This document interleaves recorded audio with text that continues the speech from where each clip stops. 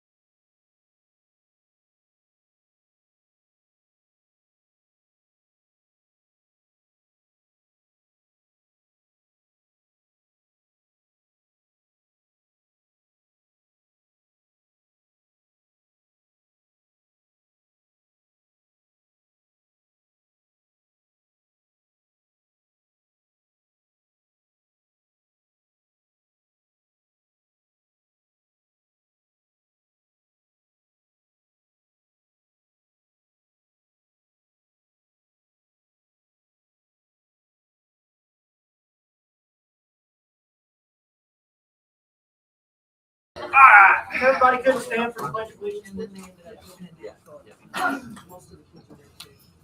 I Pledge allegiance to the flag of the United States of America and to the republic for which it stands, one nation, under God, indivisible, with liberty and justice for all. Our dear Heavenly Father, we thank you for this day. We thank you for so many blessings bestowed upon us and our corporation. We ask that you guide us and direct us in making good decisions for our students, staff, faculty, administrators, and all those that are involved in making this a great corporation. We ask this in your holy name. Amen. Amen. Call the meeting to order.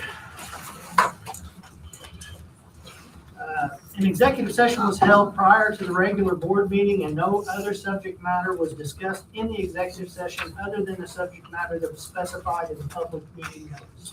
If there's anybody with any questions, they can meet with me after the meeting or our attorney, Greg Schwartz. Thank you. So first to be roll call.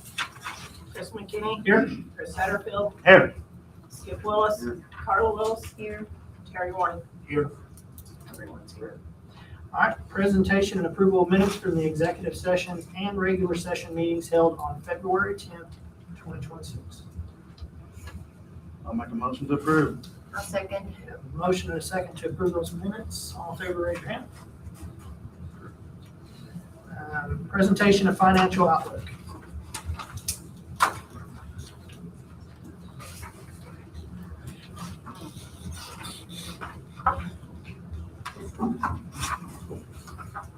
So some of you are fully aware that we've got financial challenge ahead of us. We have been working with the Distressed Unit Appeals Board since the last week of October to put together a plan for correcting some of the areas of concern. We did a presentation for them last week. So this will be a piece of that. It's not the full presentation because it was almost an hour long. So we're breaking it down for you guys. So this is kind of an overview, but you keep in mind that this was for them to also learn about Pike County, who we were, where we are, and so on. Next month, I'll do a presentation on the operations fund. Again, draw a lot from some things that were shared with them, but also some basics of how it's funded and how it's spent and what the outlook is for that fund. And then in May, I'll do the education fund. So part one of a 3-part series, okay? Yeah. You're touching that. So we started off by reminding the group that we met with that we are a rural district. We have preschool through 12th grade. We are a county-wide district. There's not really that many of them in the state, but what's even more unique is the fact that we only have the 1 high school, 1 middle school, and the 2 elementaries. Some of the other districts that are one for a county have multiple high schools within them. We are county-wide, and currently we hold the title of being the largest employer in the county. Go back to the clicker. So helping them understand, of course, they're sitting in Indianapolis, we're down here. Gave them reference to where we're located. Our population is 12,250 for the county. Has a density of quarter miles of our area. Primary industry is farming and power generation. Former home of the Hoosier Energy Power Generating Station, AES Petersburg. I have to put IP&L. Sorry, it's been that way too long. I have to. Power generating. And then the newer part is the solar fields, the battery storage, and the gas turbine aspects of power generation. I also was hoping those folks sitting in Indianapolis would see IP&L and realize that if we get really mad, we can go flip a breaker. I don't know if they got it. Current economic struggles have impacted the school district. Again, a lot of rural areas are facing things like that. So the other part to help them understand or see our buildings. So we have the high school, the middle school, both elementaries, and central office. It was also noted because we own the properties, the Otwell Elementary and the old Petersburg gym.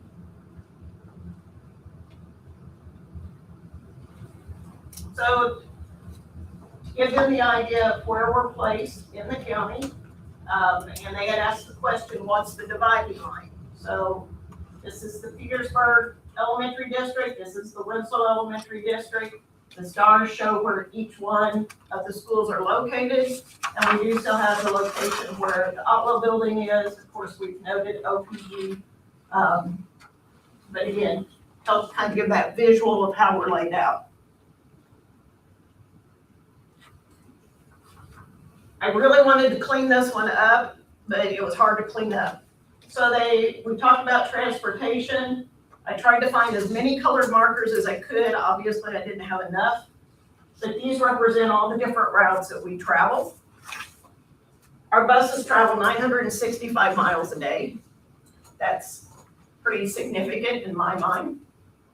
We transport 800 students based on our bus driver rosters. Average travel time is 87 minutes. Shortest route, 58 minutes, longest 114. So no student, that 114 is start to finish. So kids might be off just a little bit sooner than that, but again, that's significant. 24 routes, 6 special ed routes. We have 1 bus mechanic, but keep in mind all our buses are leased, so they're under warranty. So that makes 1 mechanic position manageable because so much of any issues would be warranty work. County roads, we got this from the county garage. We have 551 miles of road in Pike County, 247 miles are paved, the rest is gravel. So less than half. Now we know why we have a week out for a snowstorm, okay? So our enrollment, I went back all the way to 2010, kind of held steady up here the first few years, and then it's just kind of been a steady decline. They wanted to talk about, like, if there was anything of significance, Hoosier Energy closed, Otwell Elementary closed, the charter school opened, the AES scenarios that are ongoing right now. Those are some of the things that have impacted us. We projected out a 2% climb each year for the next 5 years, but that would put us at 1,309 students in 2030. So given that we were 1,865 in 2010, that's a huge loss. But the other aspect of that is our buildings were built to hold 2,000 kids. So this is where we start to get into questions of, are we utilizing all our spaces effectively? The out of county transfer data, and some of you have already heard me say this before. So in 24-25, we lost, or uncaptured is the politically correct term I was told to use, $2,950,740, because that many kids who are identified as having legal settlement in Pike County and in our district do not attend a Pike County School Corporation building. Okay? So transfers out of the county, 221 of them are parent choice. Clarksville still throws me. That's got to be a situation where mom's there, dad's here, or something like that. Because Clarksville is not one you're going to drive every day. Southwest DuBois, Greater Jasper, East Gibson, and then Union School Corporation. 151 go to charter or public transfer. There's roughly 100 at the Miller Academy. So one of the things with this map, besides keeping the stars where our schools are located, I also identified those surrounding counties. So that's, 5 counties that touch our borders and have schools. And the next slide shows that if I live here around Hazleton, I can be in North Gibson 12 miles. It's 25 miles from a Hazleton home to Pike Central. Not on a bus, driveway to driveway. So then you start looking at East Gibson, and the proximity to a school for the kids here. The southern part with Warwick County, Southwest Du Bois, Greater Jasper, and even up into Washington or South Knox. Now, we believe that if a parent is driving to work, especially with a young child, they're gonna look for a preschool or a daycare that's close to their work. So they have easy access to their child. Once a child starts in a different school district, it's sometimes, I think, very hard to get them back. Again, not impossible, but that adds to some of the challenge. We also know that once the state took away the transfer tuition aspect, more and more students started leaving the county because they didn't have to pay to go elsewhere. Used to, it would be, I mean, like in 2007, it was like $2,000 to go to a small neighboring school. Could be even more than that. So once that was done away with, it just started opening up the gates. Okay, facility. So in 23, we had a company called SiteLogic do a facilities assessment for us. Then the next three graphics are all from what they presented. So again, the red, bad shape, gotta fix it. Alert, we're probably past the expected life expectancy. Yellow, they're getting close. Green means everything acceptable. So at the time this was done in 23, you can see we had a huge percentage of things at Petersburg Elementary that were in the caution, alert to alarm. We have done some of those things over the last 3 years. There's still obviously needs, but at the time this was done, it was a $5.3 million project to fix everything that they had identified. Winslow Elementary, we still have a fairly big chunk that is caution, alert, or alarm, but they've got more that are in the green than what Petersburg had. There were still enough significant things that needed addressed for the cost of them, but it was also a $5.3 million work. Pike Central, middle school, high school, looks a little more like Petersburg with lots of yellow, orange, and a little bit of red. Again, this was done while we had started on replacing some of the air handlers. We've moved forward on a lot of these things.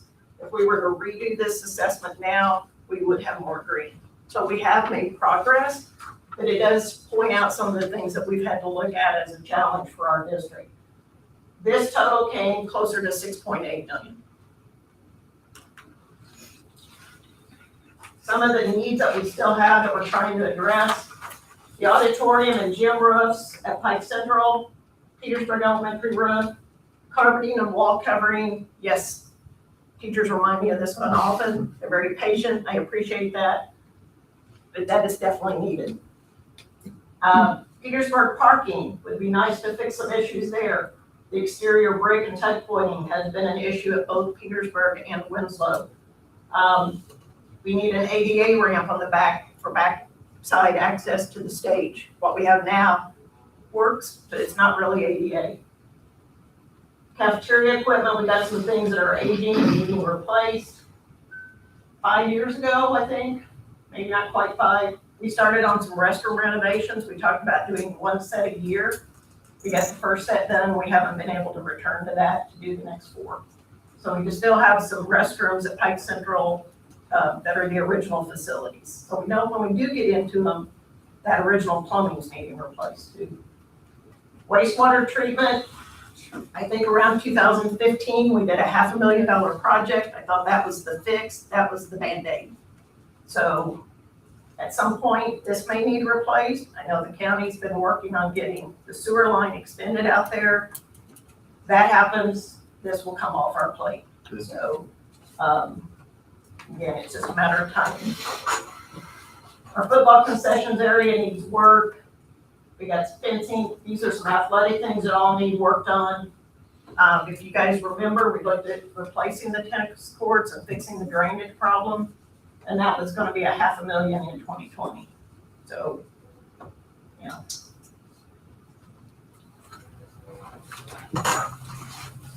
This is the last few years, our end of year cash balance, and then the projection for where we plan to hope to end this year, 27, 28, and 29.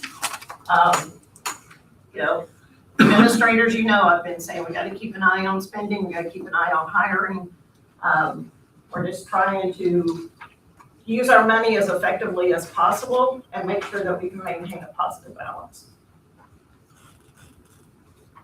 So the budget primarily consists, the blue is education fund, the green is debt service, and the orange is operations. Those are our primary accounts. We do not have, well, we've had a small amount in rainy day, but we've not moved money to rainy day for 3 years. And that rainy day always comes from when we have some extra in education or operation, and we can move over up to 10% of our total budget. We haven't had to spare. You will notice over here, of course, the tax rate is calculated, or the levy is calculated by our assessed value, the rate. So we look at what we need to come in for the levy, and the higher our assessed value, the lower the rate can go. So in 22, our assessed value had gotten down to 623 million, almost 624. We're now up over 883,098,616. And this slide was one of I presented to the seniors in the fall and a couple weeks ago about school finance. And I pointed out, regardless of what your feelings are about solar fields, we wouldn't be here from this if we didn't have them. So when people, when they're grateful for a low tax rate, that's also because of the solar fields being here. Or any kind of industrial development will help us. So our overall budget, 41% of our budget is in the education fund, 38% is the operations. The other ones that have the percentage noted are rainy day bonds, school lunch, our self-insurance fund. The 65% rule is where statute says we have to expend at least 65% of our education money on teacher salary and benefits. We exceed it, we are just under 78% on that. We need the funding floor that the statute requires. We did not meet the minimum of offering teachers first year starting salary at $45,000. We have 22 employees that make less than $45,000. So to start a new teacher at 45, we got to bring everybody else up as well.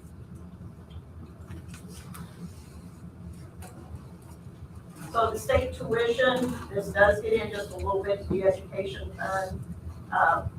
These are the 5 criteria where we get our income for the education fund. It's based on student count, academic progress, which is like your honors diplomas, special education, CTE, and non-English speaking, or English as a second language. You can see that the portions, you can barely see the stripes from where you guys are back there. There's a little bit stripe here and a little one here. The academic progress and the English language learners grants are our 2 smallest out of everything. As you can see, the ABM is the biggest portion of it, then the CTE and special ed are the next 2. So right now, as we look at our overall budget, we need to figure out how to increase revenue, how to reduce expenses, and make right-sized adjustments where needed. Senate Enrolled Act 1, you'll hear a lot about this in the news. The impact for us as a school is slightly different than an impact on the county government. Everybody who gets property tax revenue is going to be impacted with a loss. The debt service rate language changed, so this is very tricky. And if I were to go into debt and say that I had it at 65 cents below the 70, sounds great, nice safe number. If our assessed value changes and I suddenly end up at 71, now I've got to go through all the steps as if I've been over 70 all along. Doesn't matter when the bond was issued or when the loan or anything that had that debt rate came out. As soon as you go over 70, so you have to plan not just to keep it under 70, but you also have to watch for what you think is going to happen on assessed value. The assessed value changes, so homestead, farmland, the 2% properties, their rates are changing. We think it's going to create more circuit breaker loss. Currently, our circuit breaker is 1.6 million. So that's how much tax revenue we don't capture because of the property tax credits for the circuit breaker.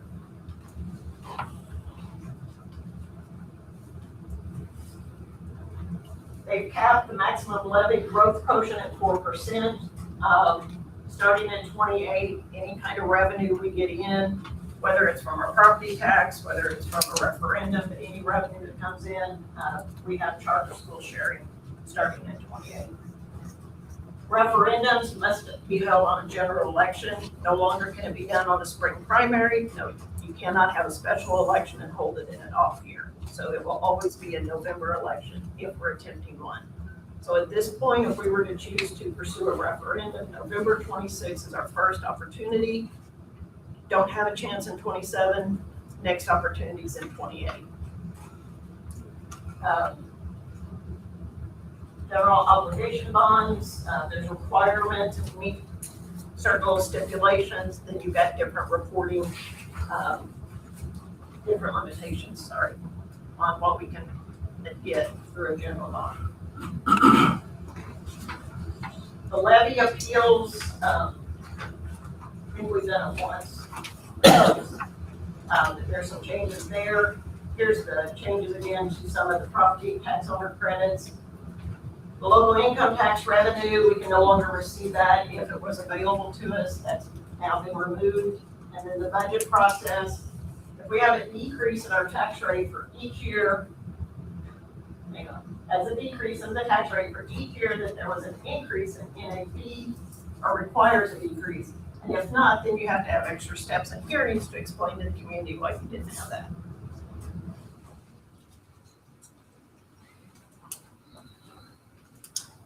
With working with Baker Tilly, I think most of you are aware of that. They've been here before to present information. This is the anticipated impact from Senate and Road Act for our district.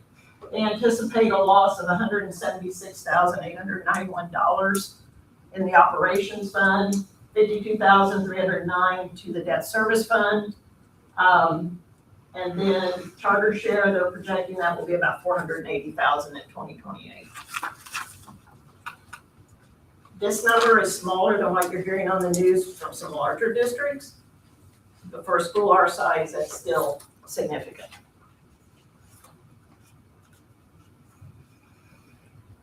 So recently, the county tip, AES has 3 projects ongoing right now. The solar fields, the battery storage, and the gas conversion. So 2 of those projects have been TIF'd by the county, the battery storage and the solar field. It goes back to the January 1, 2025. So as we start planning our budget for 27, we're going to be working with the county. Schools can request a maximum of up to 15% distribution from the TIF revenue that comes in. And there's also a line for capital projects that if we partner with the county on a mutually agreeable project, then we could receive additional funding to help with that project. So we're going to be working with the county to identify some things that might fit a project, but also looking at how to capture the potential that we can to help make up for any increase that we might not be getting from development.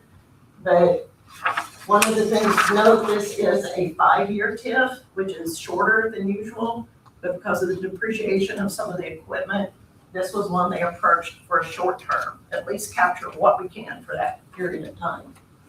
And that's just a request. But to get this, Then we can get that from the county. yes, and we have some of the preliminary language in the resolution, but the 2 groups haven't approved yet, but we are working on that. So I do want to say I appreciate the county's Yes. efforts with all that. At the beginning, I mentioned the Distressed Unit Appeals Board. We usually just refer to it by the acronym of DUAB. These are the board members. Again, that part is not necessarily critical, but as you can see, there's 9 people that serve on that board. Their role is to help any kind of local political subdivision that might be in financial difficulty.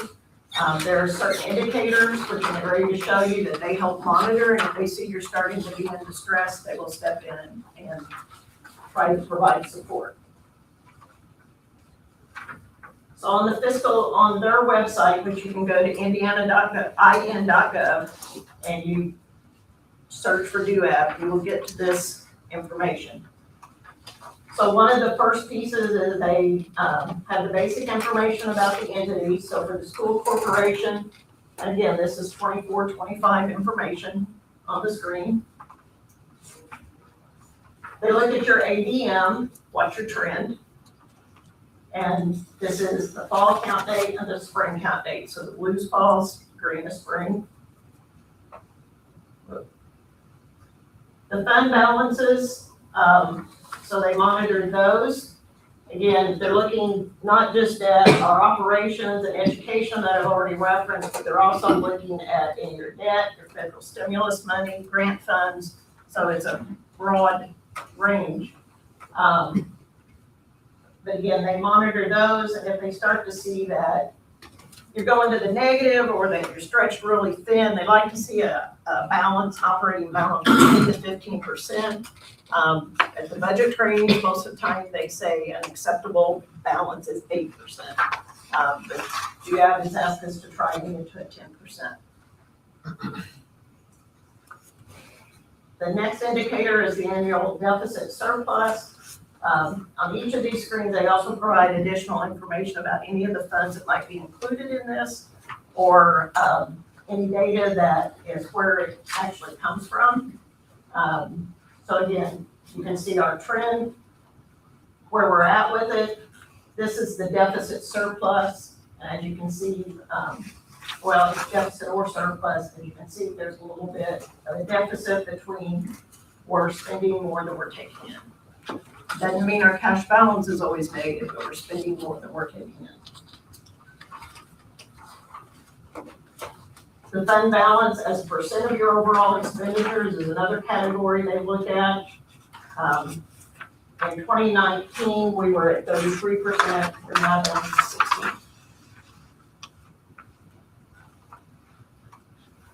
This chart goes through the revenue by type, so they're looking again at the federal money, state revenue, debt revenue, and local tax revenue. We don't have an operating referendum, so it's flat. So at the end of November, we were notified that we would be put on corrective action. We are not obligated to share this with the community. We shared it with our teachers as we were going through negotiations. I shared it with the administrators. We do want to make sure that we're telling people in transparency that, you know, they are working with us, or they're monitoring us, whichever way you want to say it. So started at the end of October. We had weekly meetings starting on November 3rd. Myself, the treasurer, board president, or a designee, sometimes 2 members were there. We developed a corrective action plan. It had to be submitted on January 20th. We had 90 days to get the plan created, developed, and submitted. We were asked to present to the DUAB board last week on March 3rd. Instead of acting on it that day, they decided to table it. They're going to take action at their April 14th meeting. So we don't know at this point if they're accepting or denying it. We were led to believe it would be accepted the day we presented, so it makes us feel like it's a no.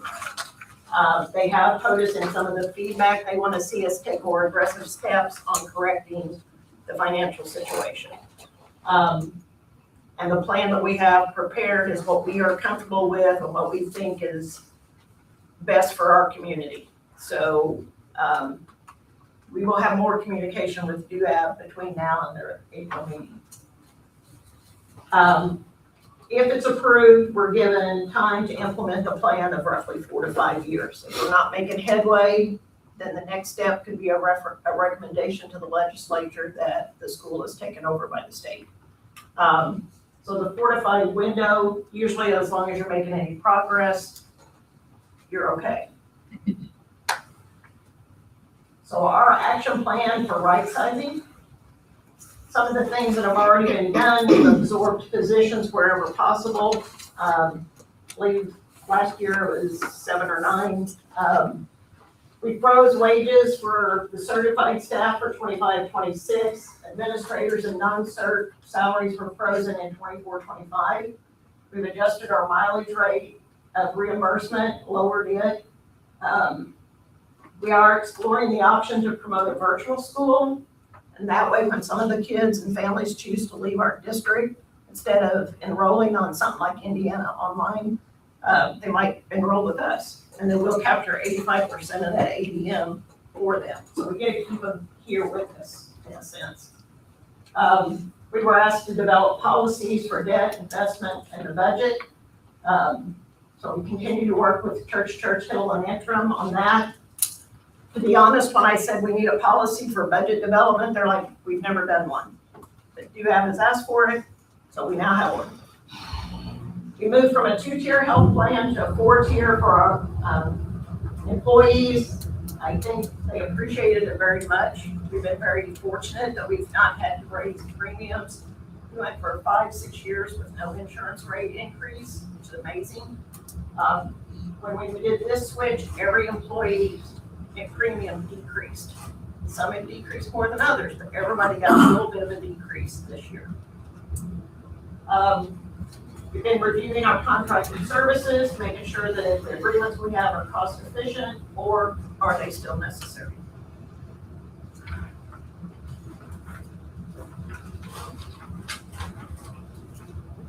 We currently planning for 26-27. We're offering an early retirement incentive. We are looking at reducing administrative contracts, both in operations and education. Looking at the number of the days, looking at, just what would be a possible option there. Continuing to do attrition of positions. We've reduced technology and software expenses, and of course, the Outwell building has been listed for sale. We do intend at this point, some of the parties that were interested earlier have not been able to, they've either decided to decline or they don't have the funding yet. So we are looking to list it with a realtor. We are talking about referendum options, possibly doing an operating referendum. We're going to continue to explore the options, work with Ice Miller and Baker Tilly, decide what's needed. We are looking at possibly engaging a polling company to assist us, try to figure out not just what we need, but what is acceptable to our community. So we will continue to explore that. We also have implemented a marketing plan. And if that would bring us in 10 kids, that's 79,000. So we've also are looking, these are all items that would be in the CBA. So these are things that can't be addressed until we get into negotiations.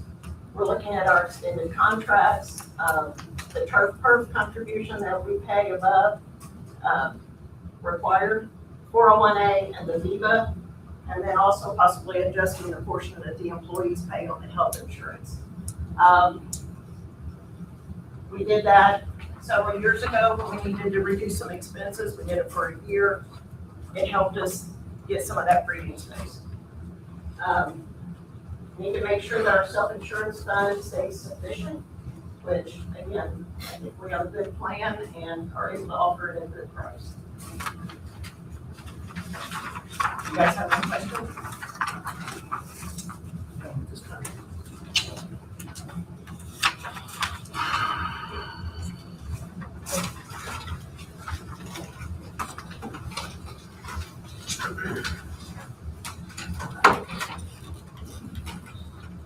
Next, we'll go to review finances, financial reports.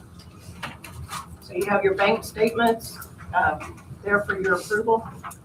German American Bank has $3,212,008.20. Home Building has $119,173.08. Combined total in the bank is $3,331,181.28. Any questions on the bank statements? So fund reports. The education fund currently has a balance of $923,971. Debt service is $281,230. Operations is $1,878,727. The rainy day fund is $14,942, and the GO bonds are $5,493. Following that page, you have the appropriations and the revenue reports. Then you have the cash projections, cash flow. The GO bond for 2019 and rainy day are traditional, as you are familiar with. The one for education and operations have columns added. That's because we are also required now to send the cash flow for these two funds to do that, and they ask for the additional columns. So we figure we'd use the same form for both, but because I know it's quite small, we may need to do some editing so you guys have a form you can read more easily. Following that page, you have the affidavit for the payments from the bond on the vocational renovation. We still have a remaining available balance of $4,440,566.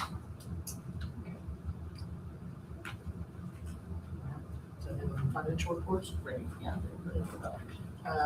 Next is approval of claims. You have voucher 21784 through 21921 in your packet for approval. I'll make a motion, we approve the claims. I'll second. Motion is second. All in favor, raise your hands. All right, next is resolution to deposit funds to the operations account. This is where we had received the reserve from Old National Bank from one of the projects. So we received the amount of $24,324.31. So we need the resolution approved to properly deposit it into operations. I'll make a motion to approve it. I second. Motion and a second. Any other discussion on that one? Not all in favor, raise your hand.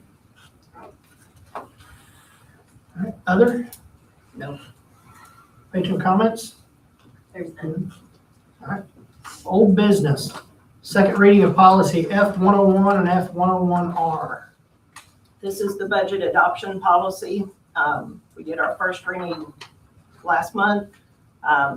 After talking with the attorney at Churchill and Antrim, we decided to do the policy as we typically do, that is a little bit broader, and then make the administrative guidelines for more of the process.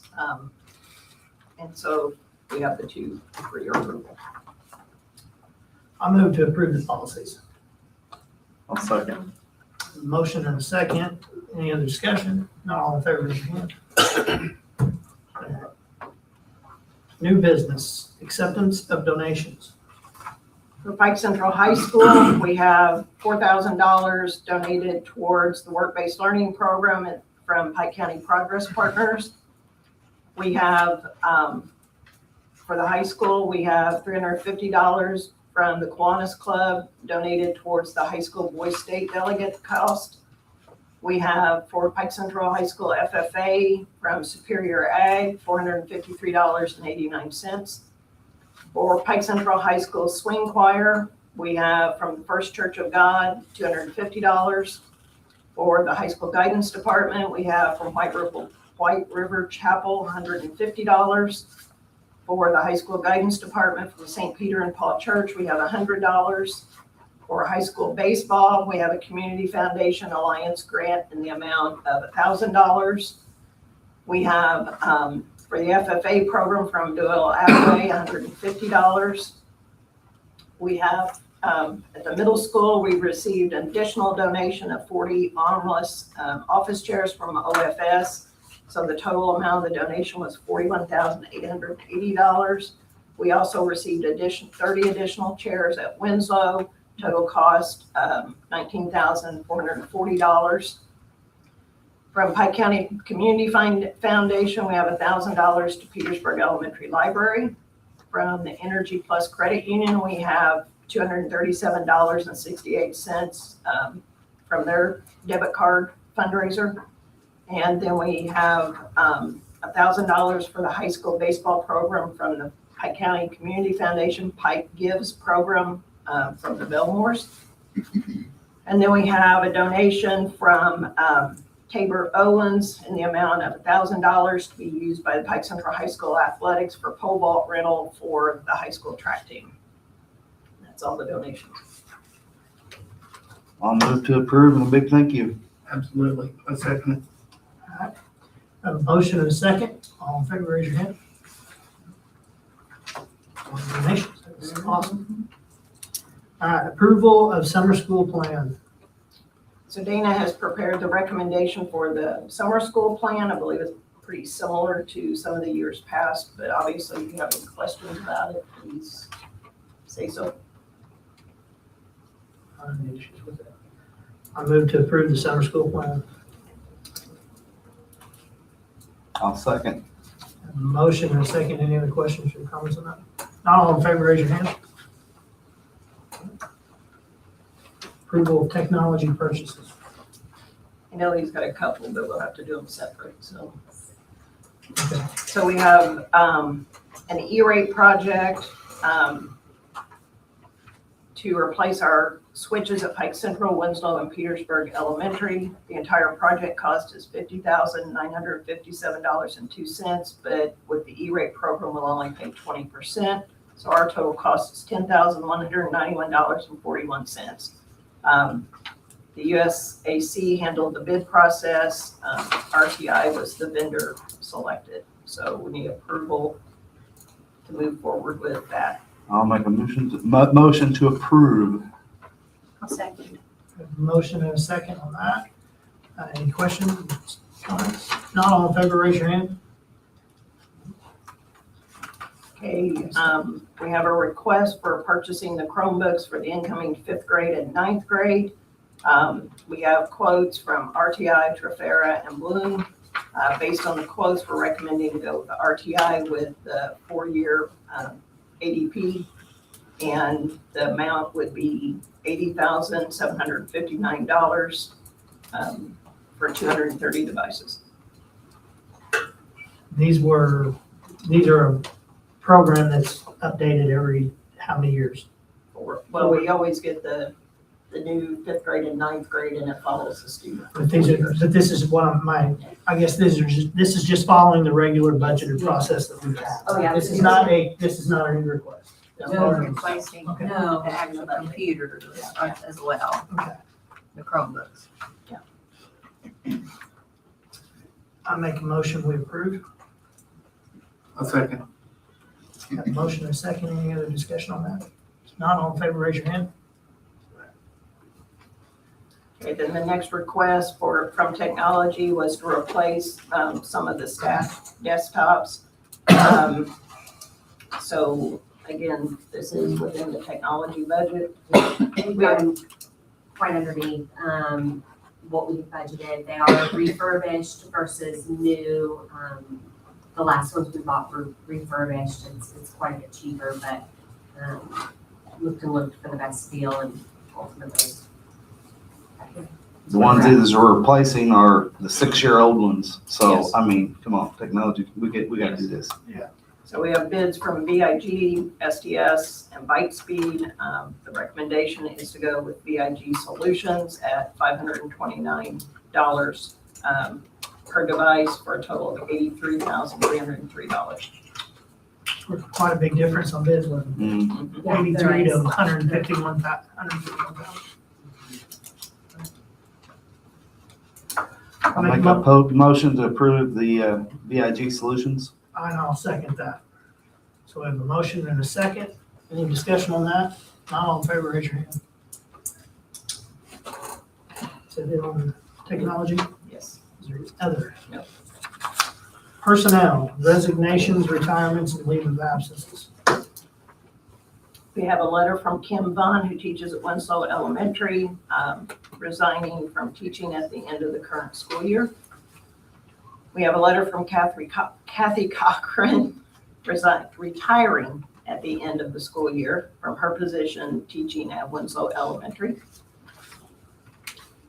We have a letter from Max Deputy, retiring from his position as maintenance supervisor for Pike County School Corporation. His last day of working will be May 1st. We have a letter from Sophia Woodall resigning from her position as a teacher's aide at Petersburg Elementary. We have a letter from Missy Sinks resigning from her custodial position with the school corporation. We have a letter of resignation from Angie Abbott resigning from her custodial position at Petersburg Elementary, and we have 4 medical leave requests.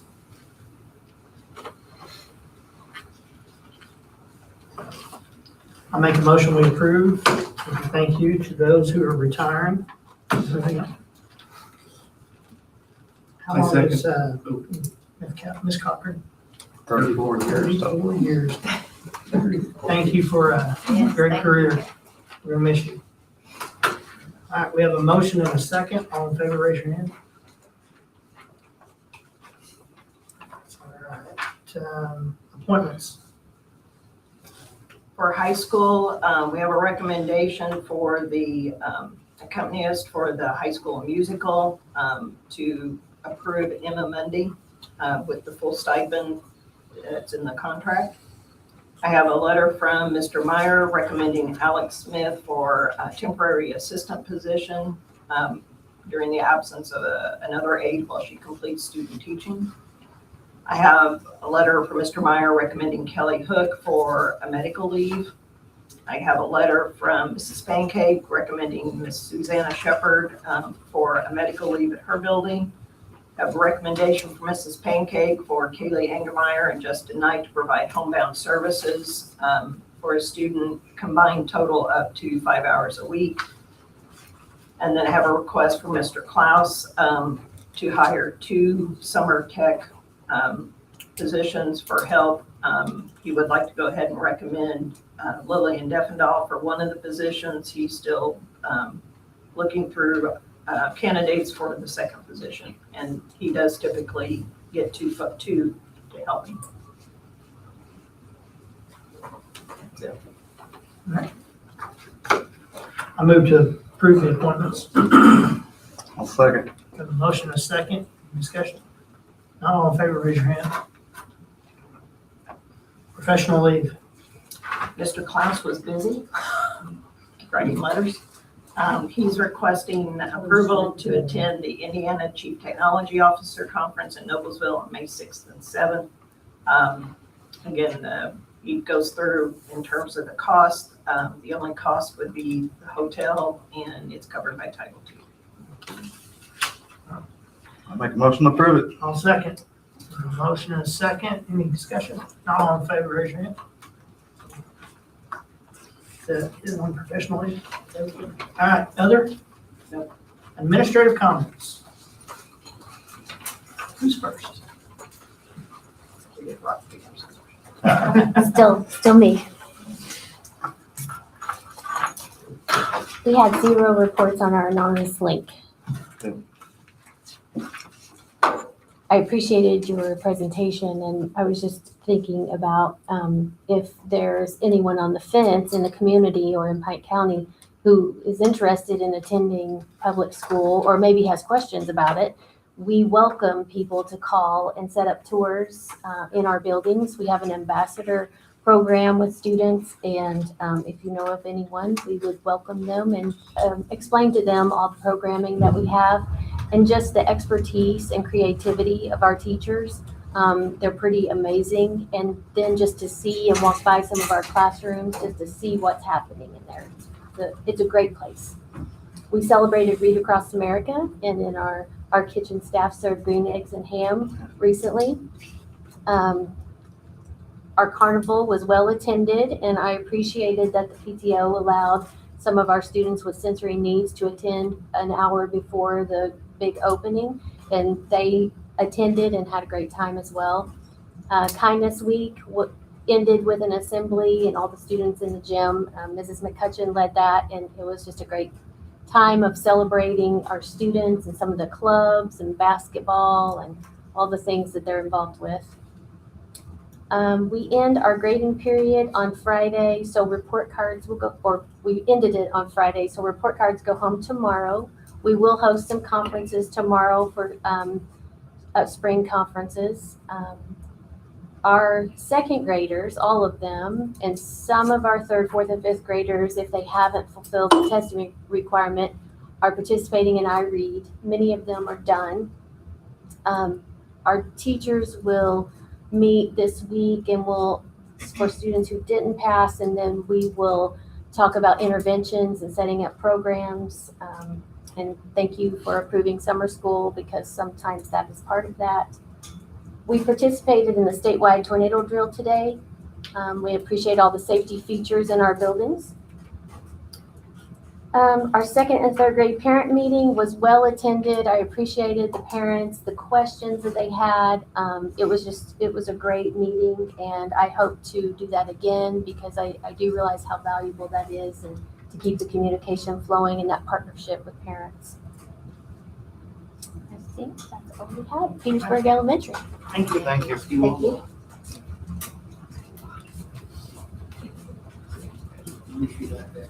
I got it. How's everybody?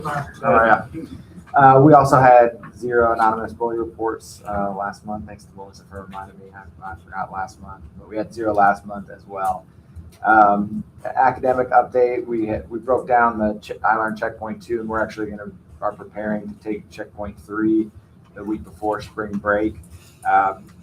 Thank you to the staff. We also completed our iRead 3 testing, major milestone, and just thank all the students and staff for their efforts in that. It's a big deal to get, especially the second graders. That's kind of their first big test. They say special thank you to Kathy. She's always been, since the day I got to Winslow, a supportive staff member, goes above and beyond for kids and for staff, does some thankless jobs like waiting out in the rain before and after school. So I don't know who's going to get that. Maybe me next year.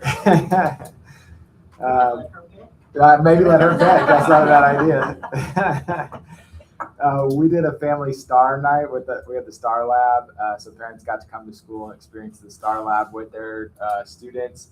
With that, we also had a healthy snack station to go with our America's Healthiest Schools designation. And I got to do the parent presentation for kindergarten through second grade. I presented on the iRead 3 test. And for third through fifth grade, I presented about the new checkpoints. We also wrapped up our Charlotte's Web One School One Book with a petting zoo, where students got to go out and kind of experience a little of the farm life, including a snake, which wasn't my favorite. We've got some STEM enrichment activities coming up. The high school robotics team is going to visit the day before spring break, and the Monday of the week before spring break, we have a weather science program that's going to come and talk to students about severe weather, and then we're going to have our tornado drill the day after that. So we've waited a week later to make sure. We've got our kindergarten roundup tomorrow. Preschool is on Friday, and then next week as well, the week before spring break, will be our spring program for kindergarten, second, fourth grade students. We got a new sound system that was got through donation, so we're excited to it got installed. So we're excited to test that out with the spring program. It's an exciting update ahead of that event.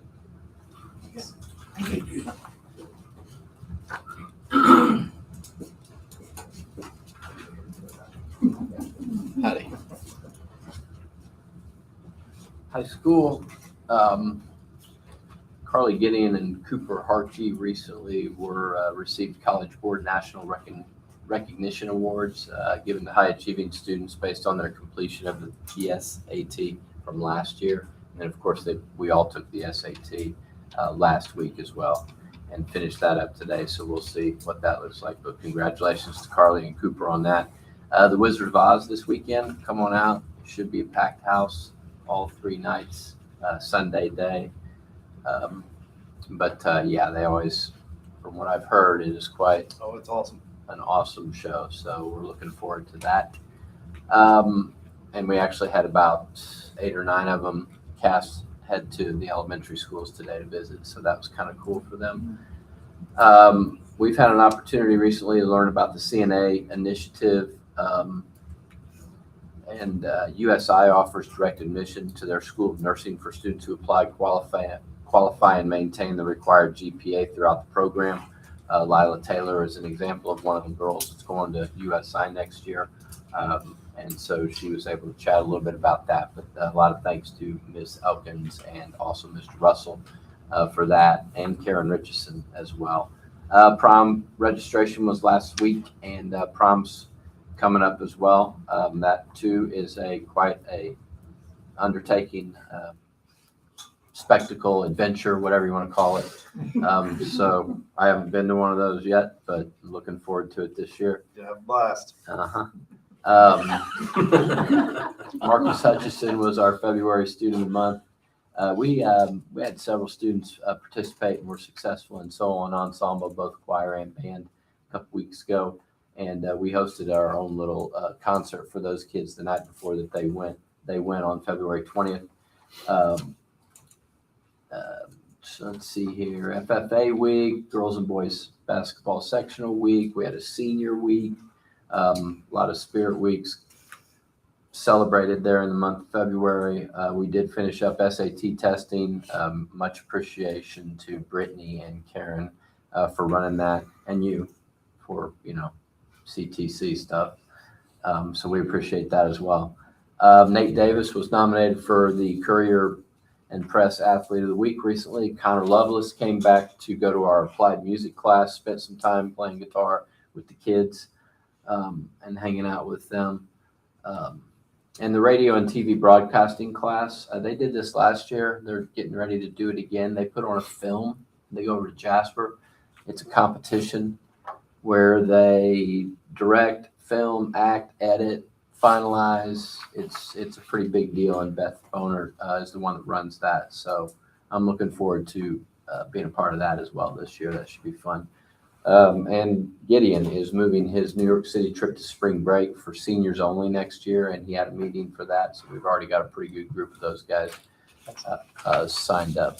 We did have 6 on Brim, but 3 of them were actually aimed at a teacher because he cut off their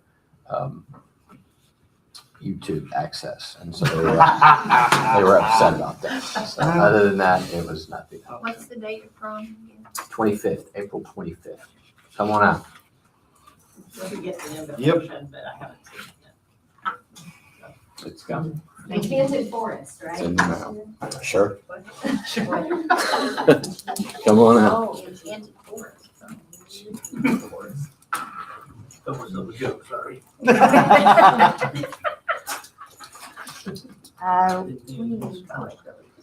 Let's see, we had 5 total brims. 2 of them were gibberish, just letters, that wasn't anything that we could do anything with. And then the other 3 were addressed of just friends that weren't getting along, and we were able to get those things taken care of. So we, along with the prom, we have our spring fling that's coming up. I'd like to thank our Masons volunteers. They've been busy in there with lots of kids coming in looking for dresses and dress shirts and slacks for the guys and stuff like that.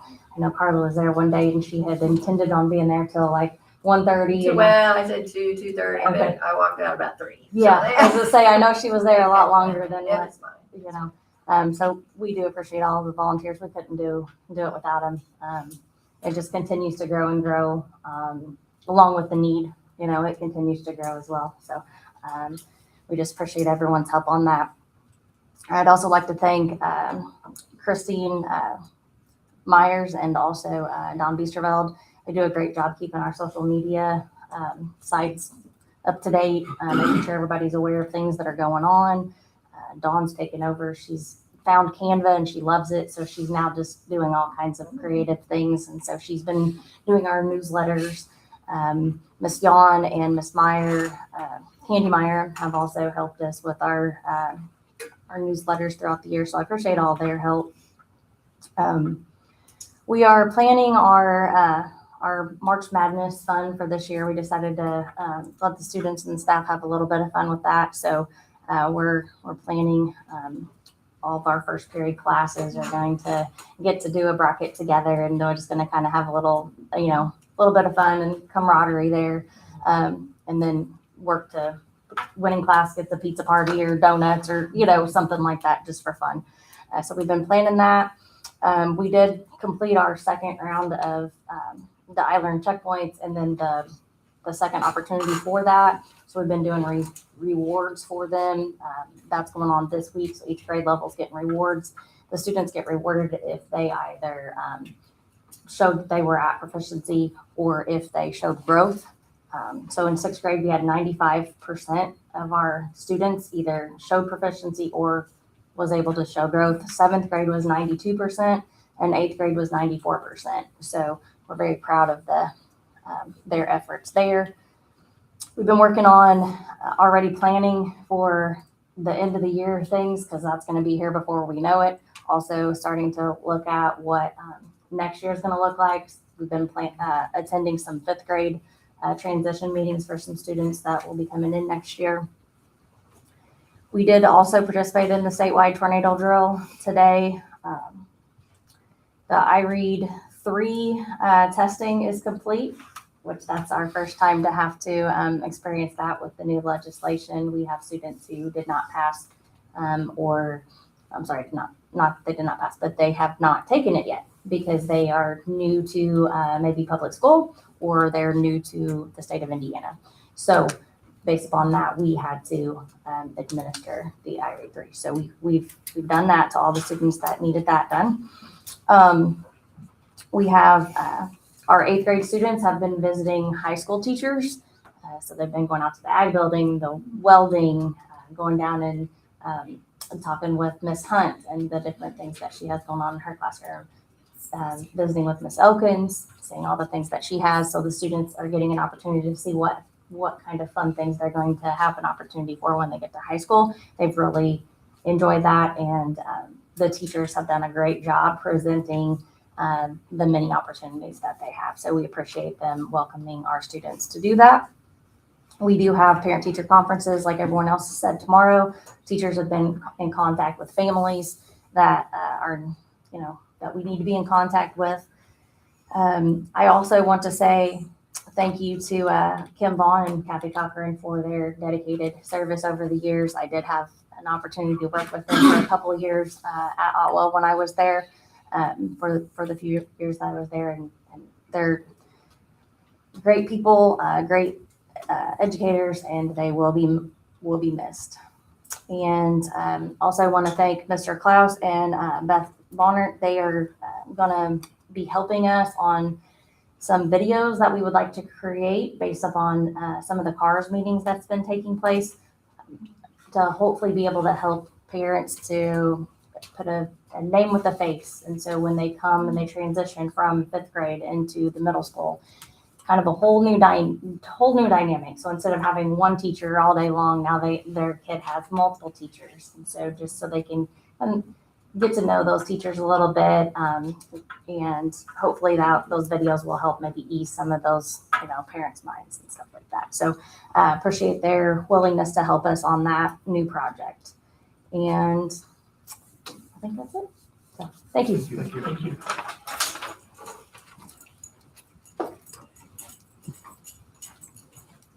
Are you sore? Just a little slower. We've got another 3-day school scheduled for March 24th, 25th, and 26th for the school bus training, the 3-day school that they have to. The state seems to like coming here, so they like how the Book to Technology building and Ashley and everybody sets everything up for them. So it's been pretty successful, and a lot of other schools around the area like it, that we're doing this. So We make a little money at it, right? Or no, we just get drivers if we can get drivers. So currently we've got a few. I wish we did too, but currently we've got a few, drivers in training right now, with some more hopefully to come.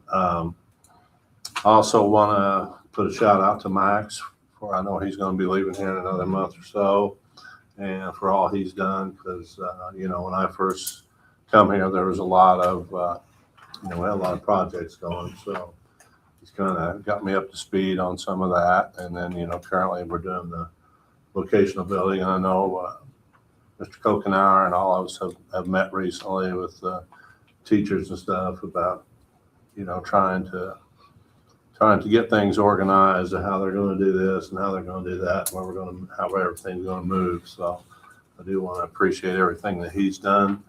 And also give a shout out to Kathy. This is my second tour with her at the school corporation. So she's always been in that position, has done a great job, and always enjoyed working with her. Even though she's a Cardinal fan, she's still all right. So, but that's all I got. All that baseball for all That's that right. stuff is disgusting. Any SRO comments? None.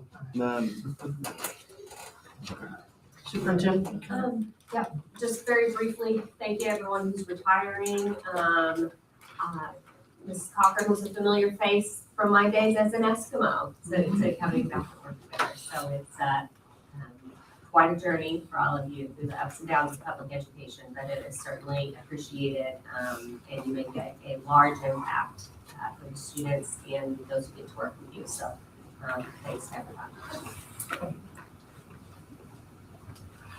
Just want to share that we did post, will be posted in the paper next week for our RFP for food services. So we're exploring that option as a cost savings measure for our district. We're also going to have an agency come in and be looking at possibly some outsourcing on a few of the other areas. Again, we're looking at cost efficiency and trying to make the best choice for our employees, our community, our school corporation. Also wanted to acknowledge, and I think if we think back a little bit to last summer, I mentioned to the board that the Teachers Association and I, at one of our discussion meetings, I talked about revamping our evaluation plan, but we weren't quite able to get it ready at the start of the school year. So Mr. Meyer and Michelle Tigg from Petersburg are kind of co-chairing this. They met this evening.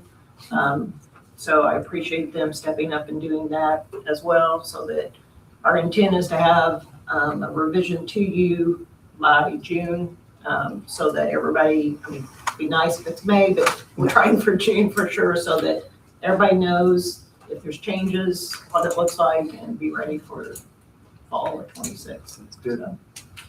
So, and thank you as well to the years of service from all the retirees, and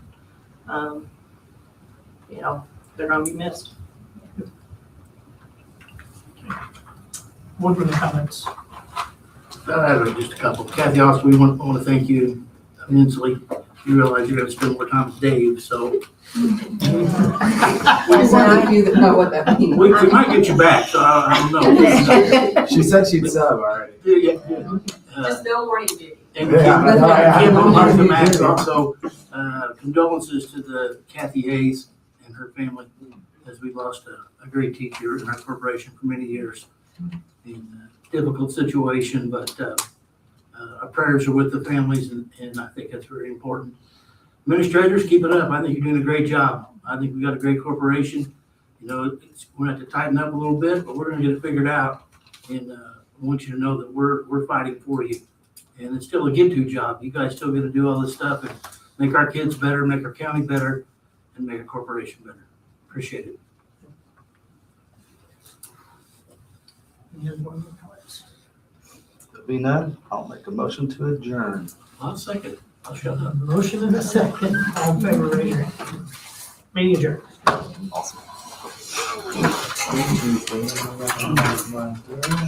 We should go. We don't know what that. Yeah. Yeah,